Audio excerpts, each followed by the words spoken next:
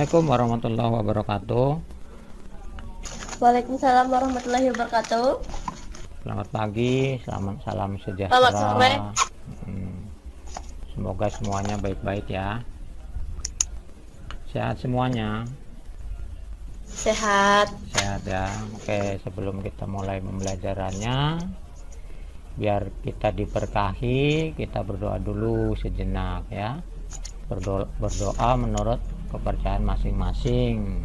Berdoa mulai.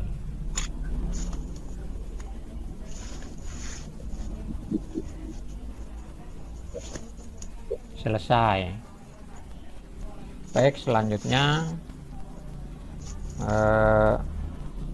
sebelum kita masuk pembelajaran hari ini, Bapak ingin pesan untuk selalu menaati protokol kesehatan baik di rumah maupun di mana saja ya. 3M-nya jangan dilupakan Ya. itu. Cuci tangan pakai sabun, jaga jarak, hindari kerumunan. Oke, selanjutnya di tempat dia ada siapa saja? Cuma dari saya. Sendirian, nggak ngajak-ngajak Iya. Isna ini sama Irfan gitu? Nggak ya? Saya kan nggak di rumah. Yang waktu pergi ngajak gitu? Nggak ya? Ini si apa namanya, Sumaini, Rosa, ada siapa aja di situ? Rosa sama saya, Pak. Berdua saja ya. Oke, ya udahlah, nggak apa-apa. Oke, selanjutnya sebelum kita mulai pembelajaran, terlebih dahulu kita sepakati kesepakatan atau perjanjian kelas hari ini. Saya mau share screen dulu ya. Tuh, kelihatan? Ya udah. Nah, di situ ada ya yang pertama. Ini mengingat saja kita kan sudah pernah buat kesepakatan. Nah, yang pertama ada tepat waktu, saling menghargai, satu berbicara, yang lain mendengar. Jadi kalau ada yang berbicara, yang lainnya mendengarkan. Kemudian berpartisipasi aktif, jadi aktif berbicara, aktif bertanya jawab, dan lain sebagainya. Ada yang lain mungkin mau ditambahkan? Ada usulan lain atau ini terlalu banyak atau lebih mau dikurangi atau bagaimana? Cukup. Cukup, oke kalau gitu. Jadi itu kesepakatan untuk hari ini. Semoga nanti kita bisa menjalaninya dengan baik ya. Oke, selanjutnya kita sudah sepakat itu. Mudah-mudahan tidak ada gangguan apapun. Sebelum kita lanjutkan pembelajarannya, kita lakukan pernapasan pernapasan dalam ya, supaya kita lebih tenang, lebih fokus. Ikuti saya ya. Ikuti saya. Pejamkan mata dulu semuanya, pejamkan mata. Tarik napas dalam-dalam, tarik napas pelan. Tahan. Keluarkan pelan-pelan, hembuskan pelan-pelan ya. Sekali lagi tarik nafas. Kita lakukan 10 kali ya. Tarik nafas pelan-pelan, rasakan udaranya masuk ke hidung. Tahan sebentar. Keluarkan pelan-pelan. Rasakan udara keluar bersama beban. Tarik lagi. Tahan. Keluarkan. Pelan-pelan rasakan. Ya, tarik nafas pelan-pelan, pelan-pelan saja, pelan-pelan. Ditahan kira-kira 3 detik. Keluarkan pelan-pelan. Tarik nafas pelan-pelan ya. Pelan-pelan berarti nggak ada suara. Tarik nafas. Dah. Tahan. Keluarkan. Oke, cukup ya. Oke, selanjutnya lihat di sini pembelajaran kita.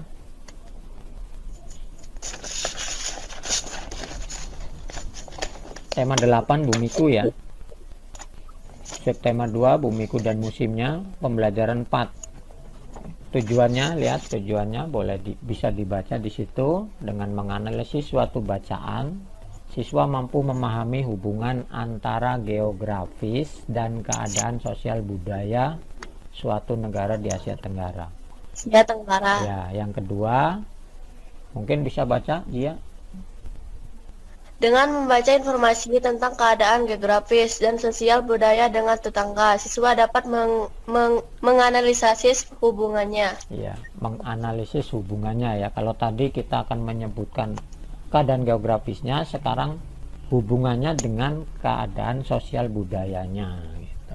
Nah, itu tujuannya dua untuk pembelajaran ini. Kemudian berikutnya adalah kita mulai membaca. Jadi yang bisa membaca itu sudah dikirimkan di grup WA ya, ada di situ, bisa dibaca sendiri kalau suka membaca sendiri. Untuk yang tidak suka membaca, saya bacakan sekarang, boleh mendengarkan saja gitu ya. Mungkin ada yang lebih suka mendengarkan saja daripada sambil membaca.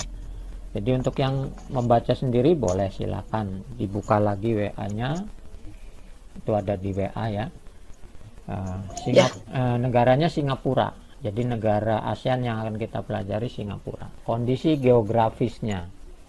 Singapura merupakan negara pulau dan negara kota. Negara kota artinya negara Singapura itu pasti ibu kotanya juga Singapura gitu. Karena kota, negara itu hanya satu kota. Gitu ya. Kemudian Singapura merupakan negara terkecil di Asia Tenggara. Kalau kalian lihat peta dunia, negara Singapura itu tidak kelihatan, tidak terlihat apapun, bahkan titiknya juga nggak kelihatan, cuma ada nama saja di situ. Luas wilayahnya hanya 719 km persegi. Kepadatan penduduknya 1 km persegi terdapat 7.787 orang. Sangat padat sekali ya. Nah, menjadikan negara tersebut terpadat di dunia. Jadi negara Singapura ternyata terpadat di dunia. Singapura termasuk negara dengan penduduk yang padat. Ini keadaan sosialnya nih. Keadaan sosial negara Singapura. Sebanyak 85% rakyatnya tinggal di rumah susun. Penduduknya terdiri atas etnis Tionghoa atau Cina ya. Tionghoa itu Tiongkok atau Cina, Melayu, dan India. Itu sebagian besarnya. Tentu saja ada Indonesia juga di sana ya. Rakyatnya menganut agama Buddha, Islam, Kristen, dan Tao. Tao itu dari Cina, Kristen, Islam, Melayu banyak ya, dan Buddha orang-orang dari Hindu, dari India. Penduduknya berbahasa Inggris, ada juga Mandarin, Melayu karena memang penduduk aslinya Melayu, dan Tamil. Tamil itu ya dari India itu tadi. Rakyat Singapura sangat disiplin dalam masalah kebersihan. Singapura menjadi negara paling bersih di Asia. Wajar ya, karena hanya satu kota diurusin satu negara, tentunya mudah. Singapura banyak dikunjungi para wisatawan. Mereka ingin berbelanja di Singapura. Banyak orang-orang Indonesia yang pergi ke Singapura hanya untuk belanja. Bagi mereka yang punya uang ya tentunya ya. Untuk kita mungkin cukup di Kota Agung saja belanjanya, di toko toko tinggi ya. Oke, itu dia sudah dibacakan Singapura dalam kondisi geografisnya maupun kondisi sosial budayanya. Untuk selanjutnya ya, tadi tujuannya adalah menuliskan kondisi geografis ya kan. Kemudian yang kedua menuliskan kondisi sosial budaya. Nah, yang berikutnya adalah menganalisis hubungannya antara geografis dan sosial budaya. Jadi kemarin kita sudah pernah membuat tabel-tabel seperti ini. Nah, untuk kondisi geografis silahkan cari kondisi geografisnya apa saja, tidak dituliskan secara narasi ya. Jangan uraian, tapi pokok-pokoknya saja. Contohnya Singapura itu negara ASEAN ya. Yang kedua, luasnya 719 km persegi. Kepadatannya, nah gitu cara menuliskannya. Jadi jangan uraian yang seperti memindahkan bacaan ke dalam kolom itu. Jadi satu paragraf ditulis semua. iya, itu terlalu penuh ya jadinya ya. Jadi poin-poinnya saja. Jadi di sana boleh dituliskan seperti itu. Ada yang perlu ditanyakan? Ada yang mau tanya? Silakan. Suma ini, Rosa, iya, Farel.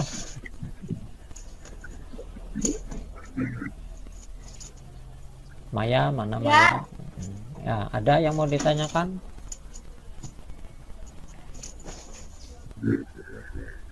Jadi kondisi geografisnya seperti apa, maka kehidupannya seperti apa. Nah, gitu.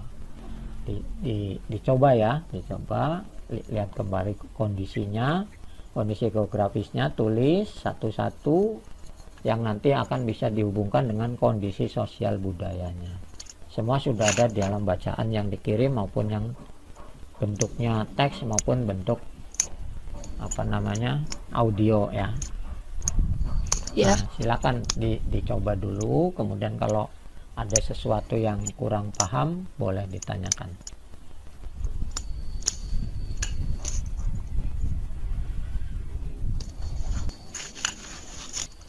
Suma ini bagaimana? Suma ini masih mendengar suara saya? Rosa? Iya, suaranya kecil ya, terputus-putus lagi, sinyalnya mungkin kurang bagus ya. Oke, tapi masih dengar ya? Ya, syukurlah kalau gitu. Oke, ada yang mau ditanyakan dari apa yang harus dikerjakan ini? Ada? Ini catatannya mana? Yang tadi itu. Kan sudah ada dikirim di WA. Tinggal buka lagi aja nanti ya. Karena bukan dikerjakan sekarang ini. Kita bahas kalau ada pertanyaan. Kalau ada pertanyaan saja. Kalau ada yang mau ditanyakan boleh. Karena tugas ini setelah kita tutup nanti baru dikerjakan. Seperti biasa nanti hasilnya dikirim kan gitu ya. Dikirim lewat WA. Nanti waktunya sampai jam berapa? Ya, hari ini seperti biasa sampai jam 5 sore ya. Jam 6 sore. Sampai jam 6 sore. Ya. Nah, kalian boleh tugasnya ini boleh kalian dalam bentuk tulisan seperti ini diisi kolom-kolomnya. Boleh juga kalian bacakan ya, dibaca. Dalam bentuk audio boleh. Kalian rekam suara. Ya. Misalnya ingin direkam saja biar enak, rekam, dibaca terus direkam, kirim rekamannya boleh. Jadi boleh dalam bentuk teks, tulisan biasa, boleh juga dalam bentuk audio. Video juga boleh. Ya, gitu ya. Oke, gimana, ada yang mau ditanyakan lagi nih? Kalau tidak ada, silakan dikerjakan ya, silakan dikerjakan, terserah bentuknya seperti apa. Nah, hasilnya silakan dikirimkan sebelum jam 6 sore ya, jam 18, pukul 18. Jadi hari ini pukul 18 silakan dikerjakan, dikumpulkan. Oke. Ya. Gimana, ada pertanyaan? Nah, sebelum ditutup ada pertanyaan? Tidak ada? Tidak ada ya? Enggak, Pak. Oh, ya sudah, kalau begitu ini kita sudahi ya. Nah, oke, kita sudahi untuk pelajaran hari ini. Saya cukupkan. Mudah-mudahan tidak ada kendala untuk mengerjakannya. Ditunggu hasilnya. Eh, saya akhiri. Billahi taufiq wal hidayah. Wassalamualaikum warahmatullahi wabarakatuh. Waalaikumsalam warahmatullahi wabarakatuh. Assalamualaikum warahmatullahi wabarakatuh. Salam guru penggerak, saya Suparjo, TGP dari Tanggamus, ingin melakukan refleksi atas pembelajaran yang telah saya lakukan, yaitu pembelajaran berdiferensiasi yang memadukan unsur pembelajaran sosial emosional. Dalam refleksi ini, saya akan menggunakan refleksi 4P, yaitu yang pertama tentang fakta atau peristiwa yang terjadi. Nah, pembelajaran yang saya lakukan itu pembelajaran yang sudah berusaha mengakomodir kebutuhan para peserta didik. Di antaranya di sana terdapat perbedaan proses, perbedaan konten, dan pada hasil yang dikerjakan siswa itu sudah merujuk pada perbedaan produk. Pada pembelajaran yang dilaksanakan secara daring tidak bisa diikuti oleh semua murid, bahkan yang memiliki HP sekalipun. Hal ini karena beberapa kendala seperti buruknya kualitas sinyal serta alasan kuota habis. Karena itu pembelajaran dilaksanakan dengan sistem campuran, yakni ada pembelajaran daring dan juga ada pembelajaran luring. Pembelajaran daring dilaksanakan melalui platform Meet, sedangkan pembelajaran luringnya itu dilaksanakan dengan sistem modul. Nah, grup WA dipakai pada pembelajaran itu, grup WA juga dipakai, tetapi hanya sekedar untuk mengirimkan tugas alih-alih modul yang dikirimkan. Di sana yang dikirimkan kepada siswa adalah LKPD atau lembar kegiatan peserta didik. Dan untuk peserta yang tidak memiliki HP, seperti tadi dikatakan, mereka mengambil modul ke sekolah. Jadi modul itu dibuat untuk satu minggu. Jadi setiap hari Senin siswa itu datang ke sekolah mengambil modul. Perwakilan dari siswa mengambil modul, dibawa ke rumah, dipelajari, dan belajarnya bisa bersama-sama, bisa juga sendirian. Kemudian hasilnya akan dikumpulkan pada hari Sabtu. Yang kedua adalah perasaan. Yang kedua, P yang kedua adalah perasaan atau feeling. Yang saya rasakan setelah melakukan proses pembelajaran antara lain, perasaan secara umum yang saya rasakan adalah senang karena kalau selama ini mengajar seperti tidak bisa memenuhi semua kebutuhan murid, tapi dengan pembelajaran berdiferensiasi saya merasa bahwa saya bisa memenuhi semua keinginan murid, walaupun tentu saja tidak maksimal, tidak juga semuanya secara satu persatu, tetapi secara umum, secara berkelompok mereka bisa terpenuhi apa yang menjadi keinginannya, dan guru saya sendiri bisa membuat jembatan untuk mereka bisa mempelajari dengan lebih baik. Berikutnya P yang ketiga adalah pembelajaran yang saya peroleh. Pembelajaran yang saya peroleh setelah melakukan pembelajaran berdiferensiasi yang memadukan dengan pembelajaran sosial emosional adalah bahwa menjadi guru yang berpihak kepada murid itu ternyata memerlukan usaha yang sungguh-sungguh dan semangat yang tidak main-main. Dan berikutnya P yang terakhir adalah perubahan atau apa yang akan dilakukan di masa-masa yang akan datang. Saya akan berusaha untuk berkolaborasi bersama teman sejawat tentunya, sehingga di masa-masa yang akan datang pembelajaran berdiferensiasi yang akan saya lakukan bisa lebih baik lagi. Terima kasih. Wassalamualaikum warahmatullahi wabarakatuh.